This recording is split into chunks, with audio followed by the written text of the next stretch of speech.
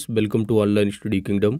दोस्तों, महत्वपूर्ण current affairs topic की सीरीज़ में आज की इस वीडियो में भारत सरकार की जो आगामी लक्ष्य है उनसे संबंधित तथ्यों को कवर करेंगे। और टेलीग्राम चैनल को आप जरूर ज्वाइन कर लीजिए, वहाँ पर आपको PDF मिल जाएगी।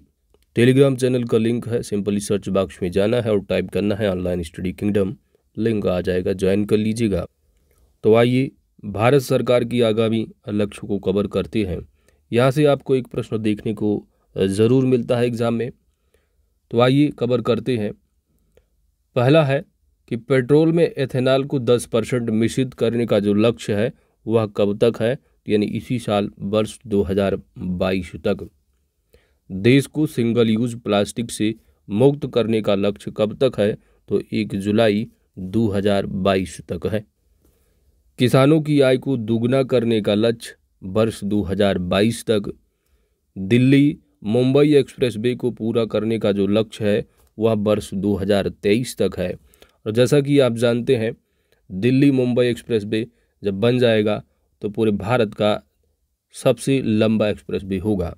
यह आप करंट अफेयर्स के वीडियो यदि हमारे कवर कर रहे होंगे तो आपको मालूम है, घटना चक्र में कवर कराया गया है।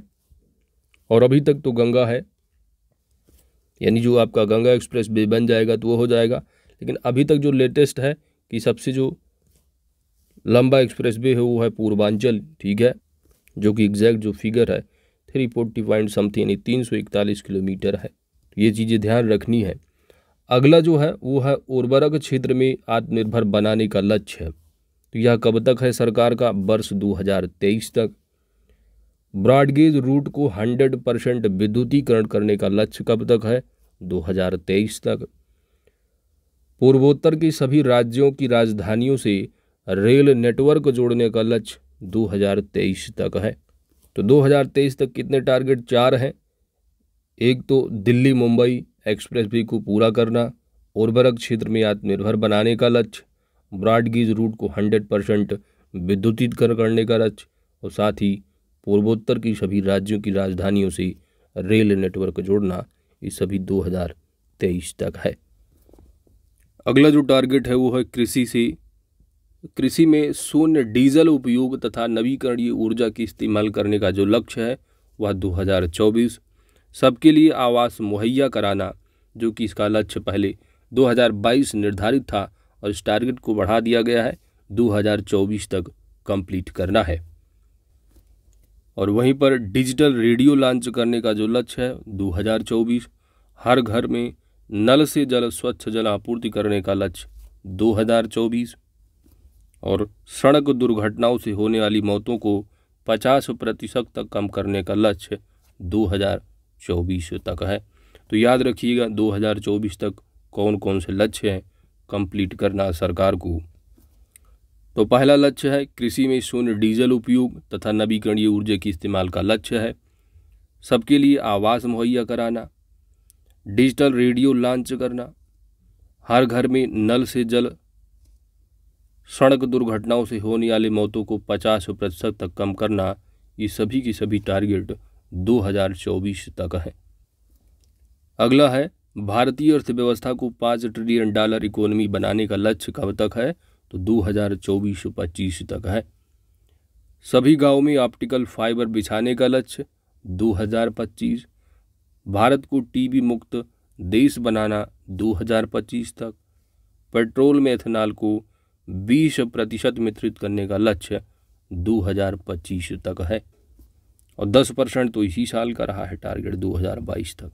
सबसे नंबर 1 पर आपने कवर किया। तो 2025 वाले आप देखेंगे मेनली, तो सभी गांव में ऑप्टिकल फाइबर, भारत को टीबी और पेट्रोल में एथेनॉल को 20%, ठीक है। 10% वाला कितना है, 2022 है। और ये जो आप देख रहे हैं इकोनॉमी यानी 2024, एक्चुअली क्या है, ये फाइनेंशियल ईयर लिखे हैं, यानी कि सरकार का टारगेट है कि 2024-25 से, यानी कि 1 अप्रैल 2024 से लेकर के 31 मार्च 2025 तक कंप्लीट करने हैं $5 ट्रिलियन इकोनॉमी को, ठीक है। तो ये 2024-25 लिखा है, ऑप्शन में आपको 2025 देखने को मिलेगा, 2025 लगाइएगा। अगले जो टारगेट हैं जो कि 2030 तक कंप्लीट करने हैं, पहला है 500 गीगावाट अक्षय ऊर्जा प्राप्त करने का लक्ष्य, विश्व की तीसरी सबसे बड़ी अर्थव्यवस्था बनाने का लक्ष्य। तो इम्पॉर्टेंट है, याद रखिएगा, विश्व की तीसरी सबसे बड़ी अर्थव्यवस्था। 5 ट्रिलियन तो 2024-25 तक, और विश्व की सबसे यानी तीसरी सबसे बड़ी अर्थव्यवस्था बनाने का जो लक्ष्य है सरकार का, वह 2030 तक है। सेवा क्षेत्र में $1 ट्रिलियन निर्यात करने का जो लक्ष्य है वह 2030 तक है। कुल कार्बन उत्सर्जन में 1 अरब टन की कमी 2030 तक। भारत से पूर्ण रूप से मलेरिया उन्मूलन 2030 तक।